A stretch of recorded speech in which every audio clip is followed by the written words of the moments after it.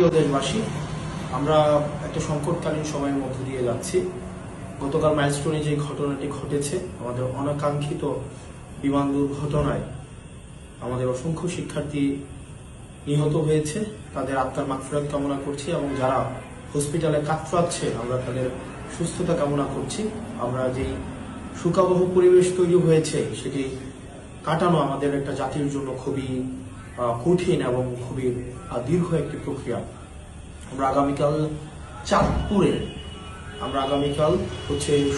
শোক মিছিল আমরা করব। আমরা যারা নিহত হয়েছে যেসব শিক্ষার্থীরা এবং যারা আহত হয়েছে তাদের স্মরণের জন্য আমরা দোয়া করব। আমরা কালো পতাকা নিয়ে আমরা শোক মিছিল করব।